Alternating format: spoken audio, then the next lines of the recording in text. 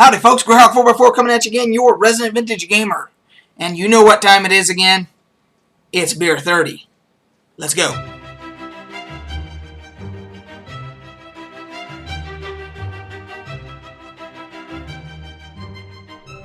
This edition of Beer 30 is going to be an entirely sports-related Beer 30 episode. So, if you're not a sports fan, if you only tune into me for gaming news or role-playing game news or commentary about movies or anything else like that, if that's why you tune in and you don't have any interest in sports, this will not be the video for you. However, if you are a sports fan, and particularly a fan of MMA, mixed martial arts, this may be the video for you.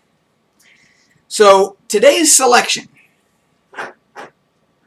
is called Summer by the Uinta Brewing Company, and it is a summer ale.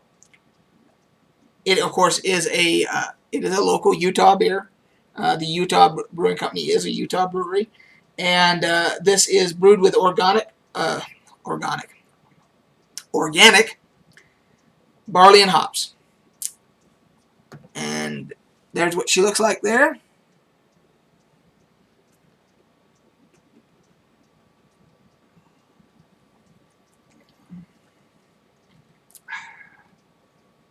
Oh, and if you're wondering what that is on the bottom of the glass, that sticker won me a year's supply of beard oil.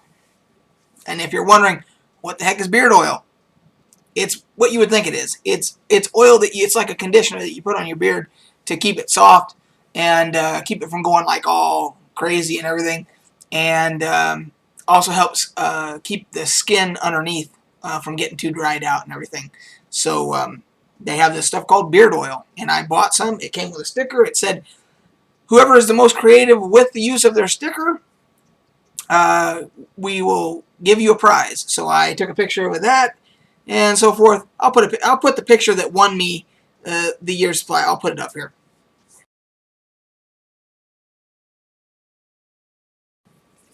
Yes, that picture won me a year's supply, and what they consider a year's supply is 5 little bottles about like that. And you only use a few drops, when you get out of the shower or whatever. But anyway, that was it, and so that's why that is permanently affixed, unless I want to try and scrape it off to the bottom of my beer mug here. So you will see it from time to time. I'm not trying to give them a plug or anything else like that. I do like their product, but that's not why that's there.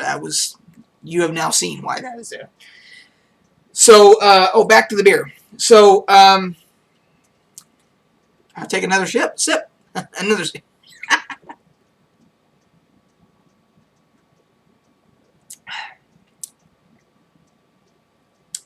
That is a pretty refreshing beer. And it doesn't have any flavorings like, lemon or orange or any of that stuff. A lot of the summer beers now have, or apricot or whatever.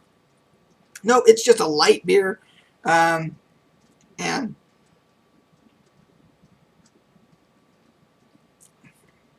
it's got some depth to flavor. There's a little bit of hoppiness, just a little. And I'm not a hop head, so I don't like a whole lot, but this is just enough. And you can definitely taste. You can also taste the barley in there. But overall, it is. If it's hot out and you're looking for something to quench your thirst, and other than water, this might be the one for you. So, I would give it probably, on a scale from 1 to 10, I would probably give that I'd give that a 7. Yeah, I mean it's not.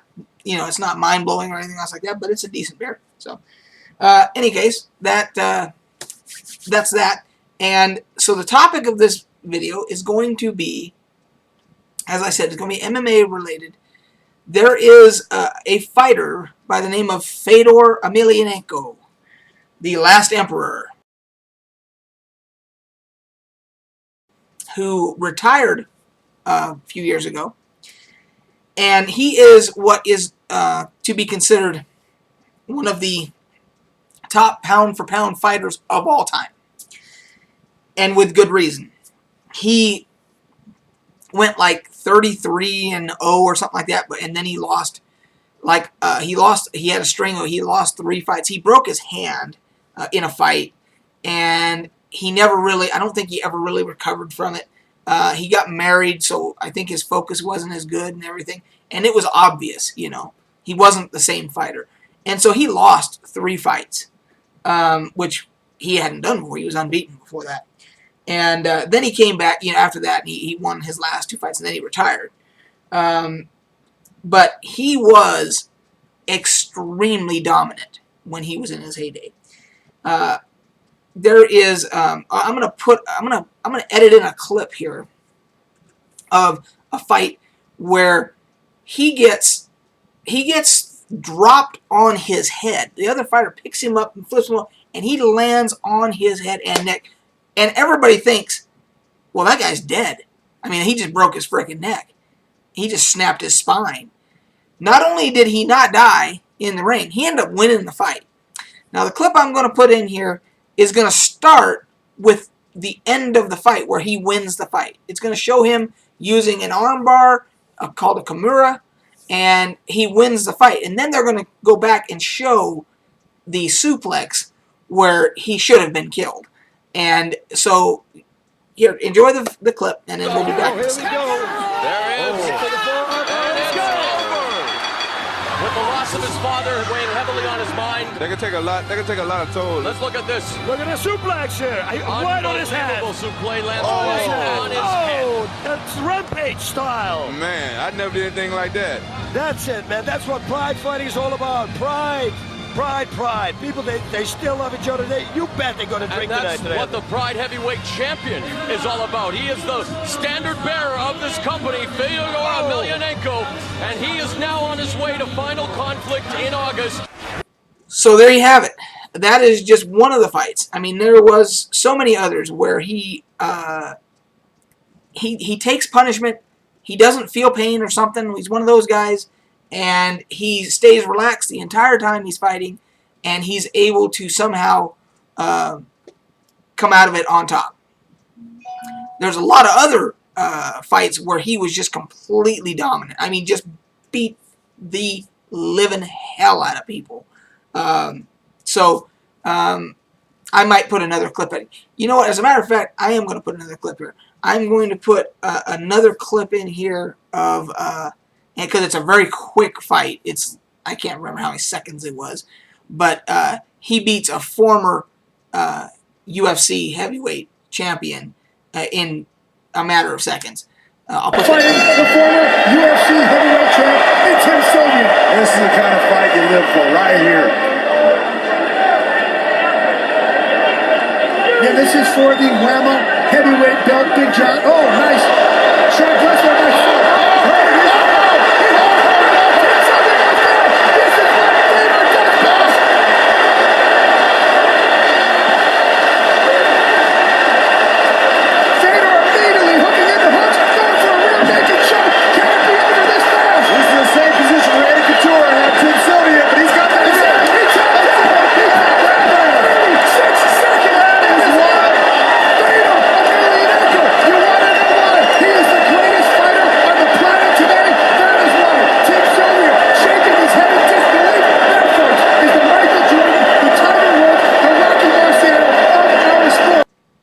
So there you go. That I hadn't thought about that before, but while I was doing this video, I just thought about that. That's a perfect clip to put in there. It's just to show how dominant this guy was.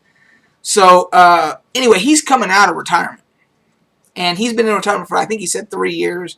He's all healed. He had a lot of wounds from a lot of fights.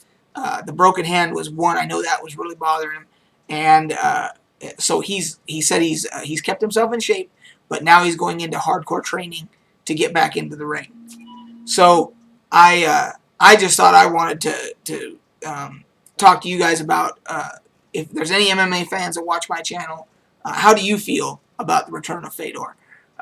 If you have never followed Fedor, if you're a younger guy who got into MMA after he, towards the end of his career, when he retired or whatever, do yourself a favor, go on YouTube, type in, Fedor Emelianenko highlights, and watch his highlights, and then you'll get an idea. I mean, I just showed you a couple clips, but watch one of his highlight reels and do yourself a favor. So I just think that's if he does come back and he is focused like he was back in the early days, and he's all healed up and he gets in really good shape, he will beat. There is nobody, I think, that can beat him. Of course, anybody can get beat on any given day, but I mean, generally speaking, he will be a contender for anybody out there. Fabricio Verdum is one of the guys that beat him, and he is the current UFC champ. So there you go. I mean, that would be an awesome rematch. And again, when Verdum beat him, it was a stupid mistake on Fedor. If Fedor had him beat, it was a stupid mistake. He should have never lost that fight, but he did. So in any case, that's what I wanted to talk about today. Have a beer. Hope you guys are enjoying something refreshing.